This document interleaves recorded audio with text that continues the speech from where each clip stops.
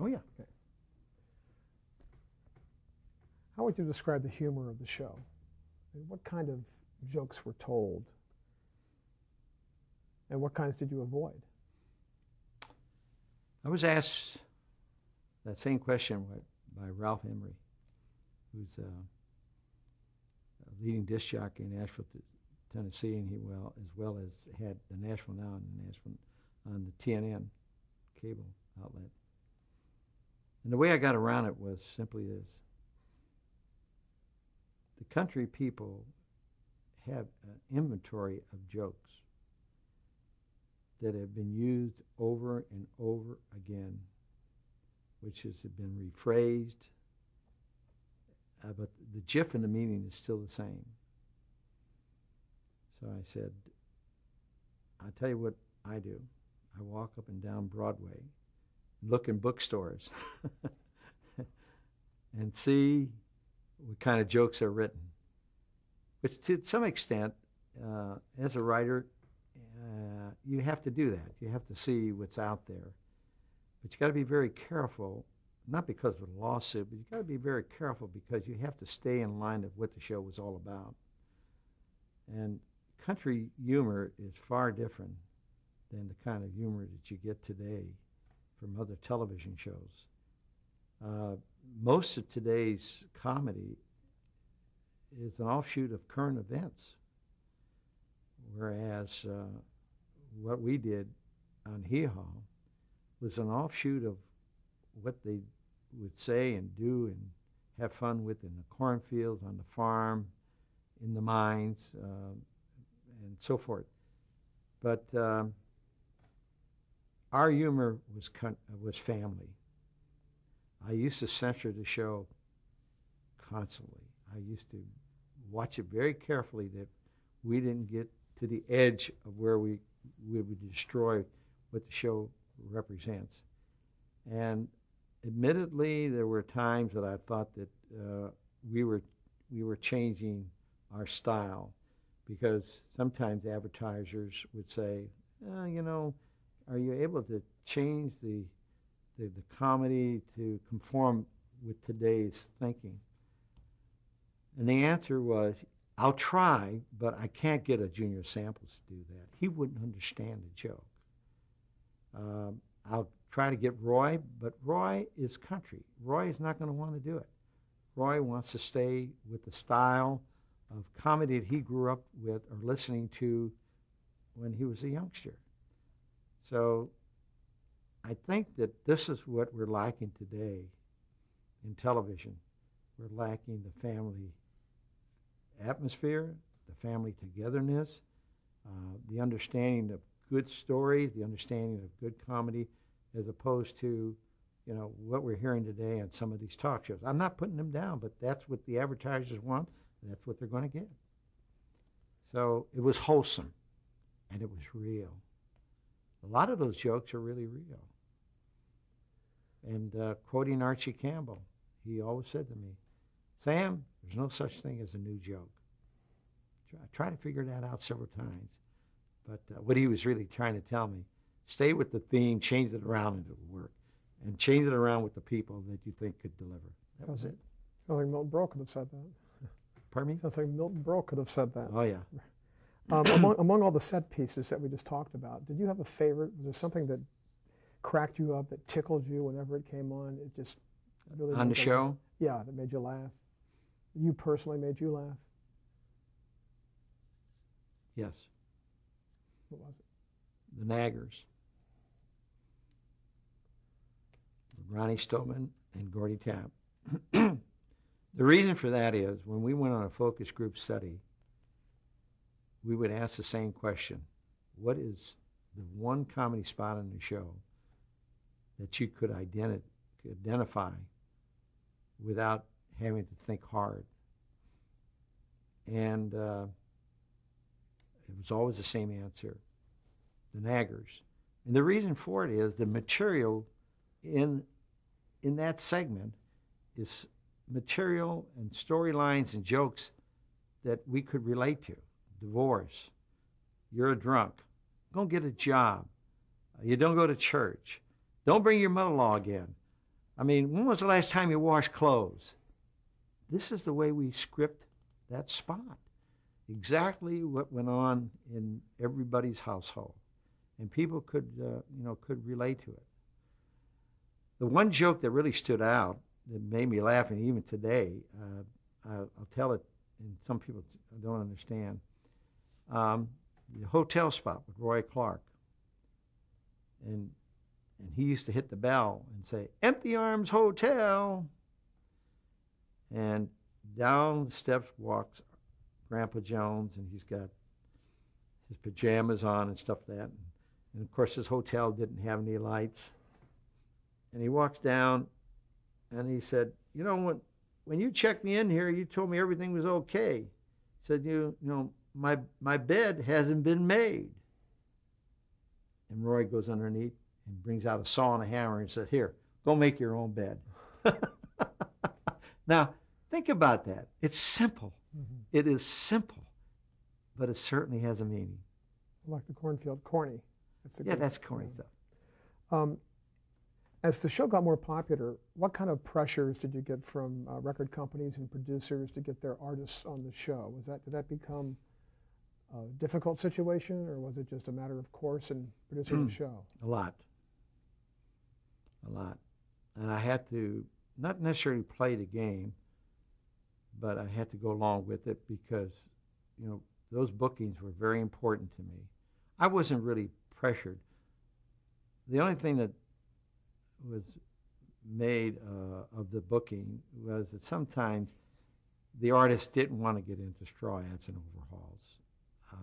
I could understand that. And to some extent, if the song didn't relate to what Hee Haw was all about, then I was very careful in what we did comedy-wise with that artist. A lot of them wanted to be a part of the show. A lot of them just wanted to come in and do their song. Trisha Yearwood, a very dear friend of mine. The very first television show she ever did was Hee Haw.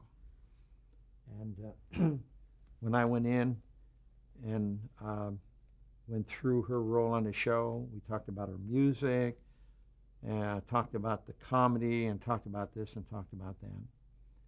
And she seemed happy as we went through it together. About a half hour later, I got a call from the wardrobe lady and said, "Tricia, we'd like to see you." And I went in and started to talk to her, and I could tell her whole image changed.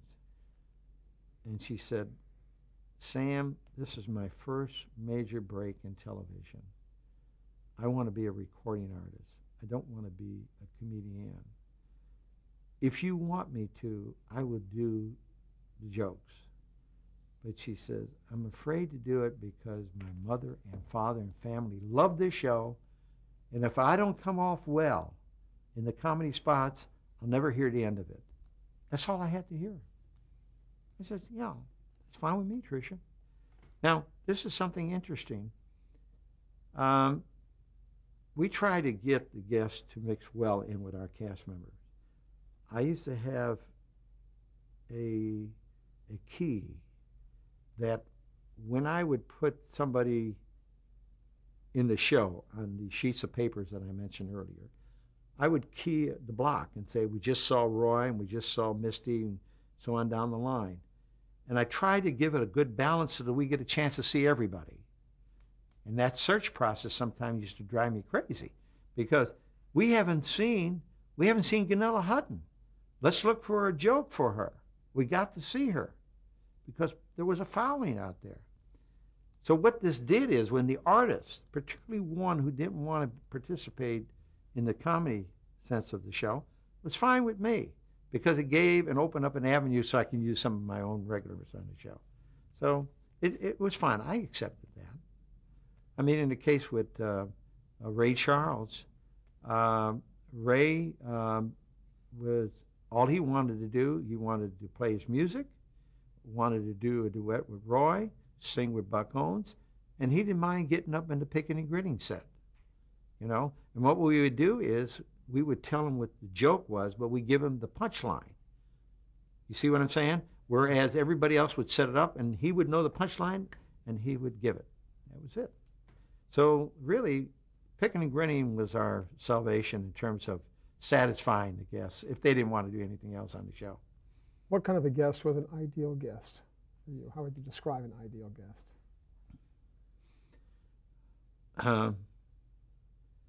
One who had a great relationship with everybody on the show.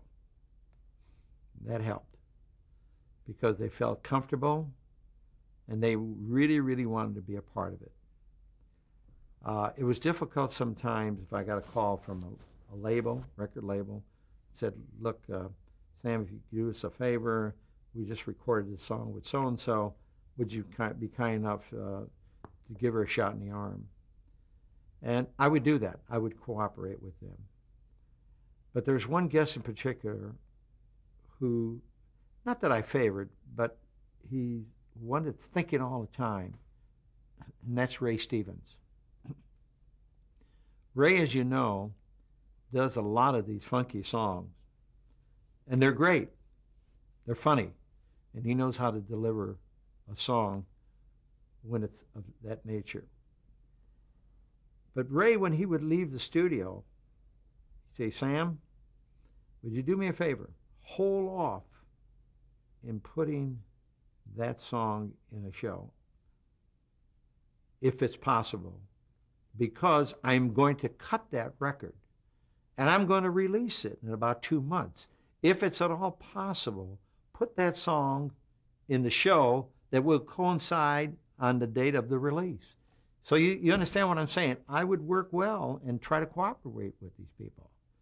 So, it paid off. And Ray today is he's a friend of mine. Anytime I do a lot of benefits in Nashville. I'll call Ray, I'll call George, I call them all, and they all show up. Only because they knew that I was always looking out for them when they did hee-haw. Did you ever have input in the songs that musical guests would perform? Or was it pretty much, did they usually come with an agenda or, Not the guests. Okay. Generally, the guests would come in pretty much prepared as to what they want to do because the record label was pushing their song. But when it came to things like sing-alongs and openings and closings of the show, I would analyze one's ability to sing or otherwise. Regis is a classic example. He can sing. He's not a great singer, but he's very capable of carrying a tune. So in this respect, because I wanted him to sing with the cast, and he would take a chorus or two, I would get into and select the song that I thought would work well with him. But interesting enough, it was not a sole decision. I would always go in and talk to Roy. I'd always go in to talk to Buck and say, well, when Regis comes in, you're going to be working with him.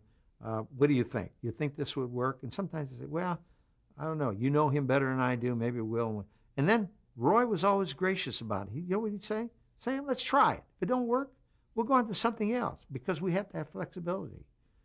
So in that respect, I would do that. Now, I've always tried to be selective in the opening of the show and also the closing of the show because, as I mentioned earlier, you got a good opening, you got a good close, and squeeze the rest in the middle.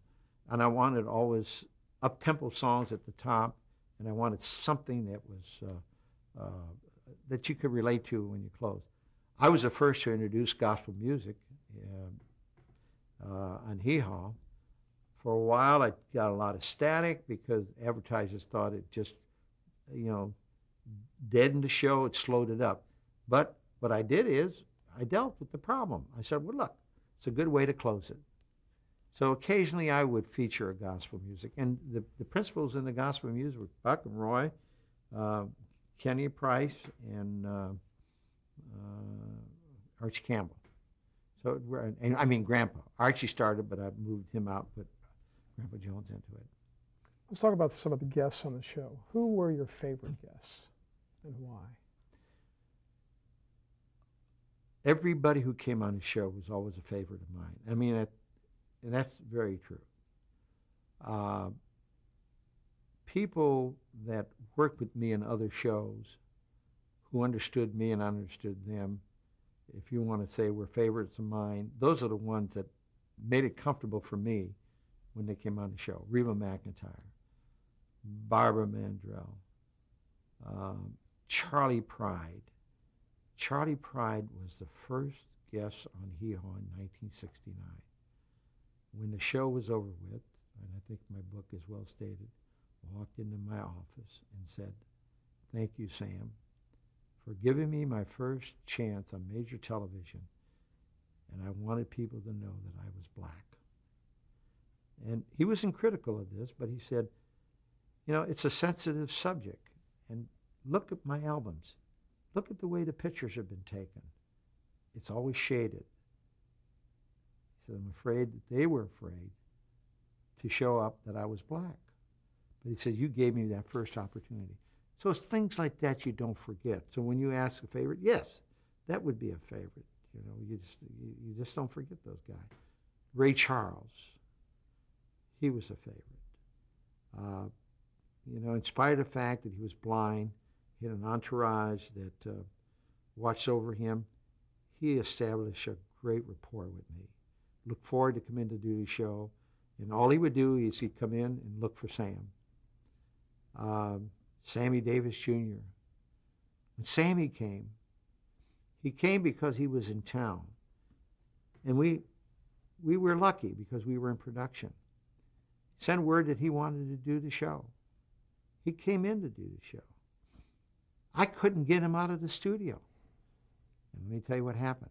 When he came in, he brought his orchestra leader, brought his choir director, brought in his whole entourage. And I said, wait a minute, that's not our style.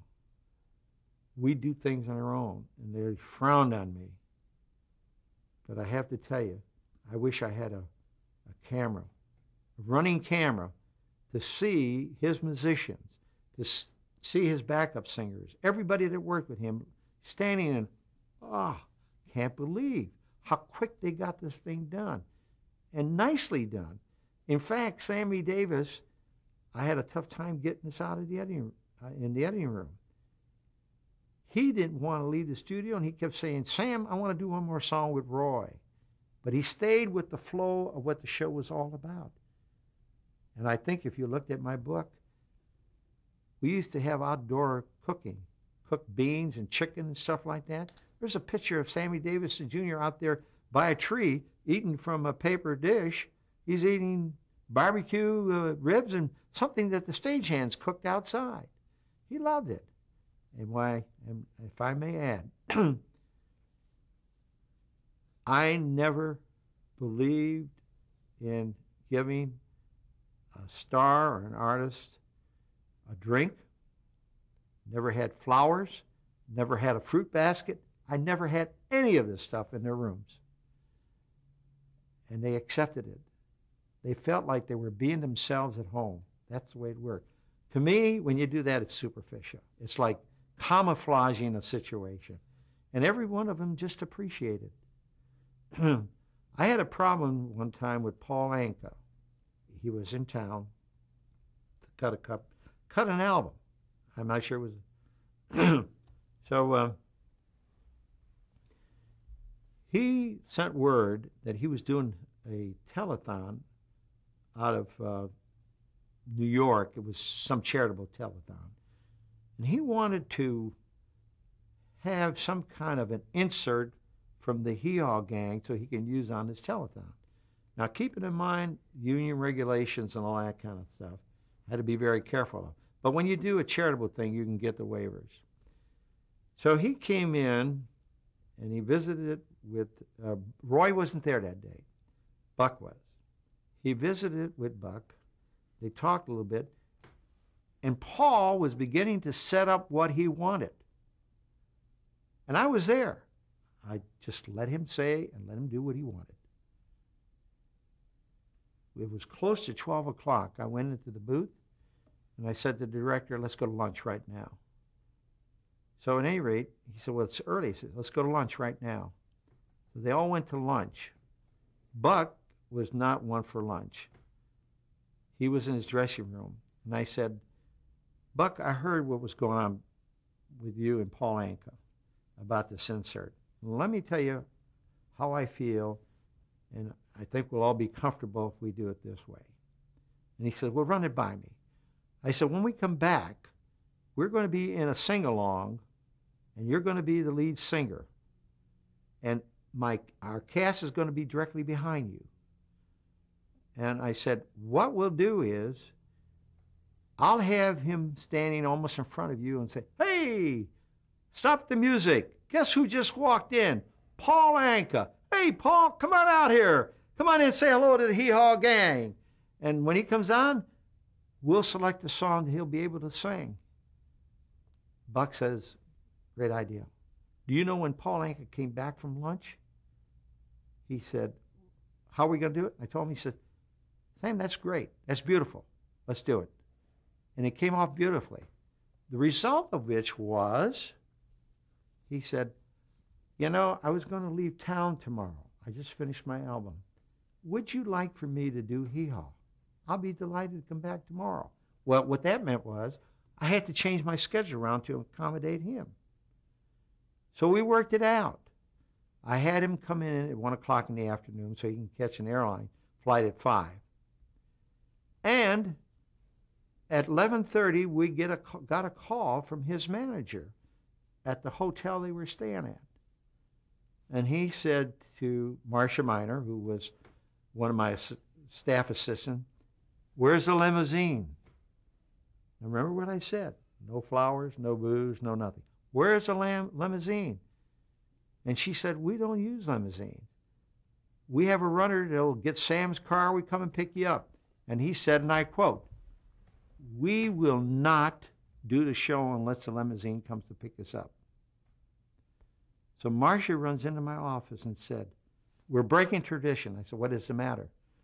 She told me about the limousine. I said, Marcia, look, let me take the money out of my pocket. Because she said, I don't want that through my books. We're really going to destroy what we started here. And I said, let me get the money out of my pocket and call a limousine. And she said, all right, it's all on you. And here I am fighting with one of my staff members because we're breaking tradition. We call the limousine service. The limousine company was so proud of the fact that they finally were going to do business with Hee Haw, which they never did before. They sent a brand new white Cadillac to pick him up, just fresh off the assembly line. They picked Paul Anka up and his manager. It went 2 blocks. The electrical system failed. True story, believe me, Steve. And the calls were very hurried up. We had to send my runner to go pick him up. When Paul came in, and I apologized for the limousine. And I said, you know, Paul, I never used a limousine. So he said, well, why did you do it now? And I said, it was because of your manager. He says, he's going to hear about this. I didn't want that limousine. He's the one that wanted it. Now, if you remember, I told you earlier, managers and agents and me, we just sometimes don't see eye to eye. He was so happy. He was so happy he did a great job for us on the show. And, you know, I never carried that issue out about the limousine service. So I just never saturated all of the things that we all seem to do when we're doing major television from the West Coast. They want to be themselves, and that was Hee Haw all about. Was Dolly Parton a good guest? She never came in by herself. She came in with Porter Wagner. And Porter had his own television show, a very charming lady, and she sang a song and duetted with Porter. She did a couple of shows. We later became friends, but I think that she was going through that era where there was a lot of play, a lot of nonsense going on between her and Porter. So the result of which is that she never did come by and do a solo on the show. I've worked with her before in other shows, but not in Hee Haw. When the show went into syndication, you talked a little bit about... Let me just talk about that for a moment. Oh, okay. There is one guest who I wanted so badly on Hee Haw, but never did get around. Who's that? Emmylou Harris. I know she didn't like to do shows. And that is, you know, if there was any one thing that I was a failure in, is to not have Amy Lee Harris do Hee Haw. And she knows it. You talked about somewhat about selling the show in syndication. You know, making a call to the guy in Baltimore and everything. Was that typical? I mean, was it an easy sell into syndication, or was it protracted? Well, when we went into syndication, the FCC, Federal Communication Code, inserted this new ruling called prime access rule, which meant that the local station had to have 1 hour of their own local programming, no matter what it was. This was a separate from news. So they were all scurrying around for television shows, because a lot of them didn't have the creativity, didn't have the knowledge, didn't understand how to, you know, produce a show. So when this was introduced, we hit it. The timing was just right. So what I did is I got together with my associates and I said, the best thing to do now is, since CBS canceled us, is to not worry about the best station in the market. The best thing for us to do is let's stay with the CBS station in that market on Saturday night at 6 o'clock. Although we knew that maybe NBC or ABC was stronger, but we felt let's stay with CBS, and it paid off because we went on the air for years that way, and a lot of people didn't know that it wasn't any longer associated with CBS, that we were in syndication on our own. And when that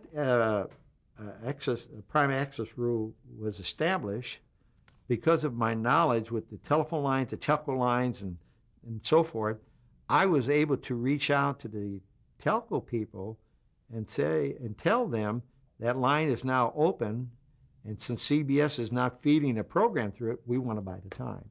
And that's the way it went.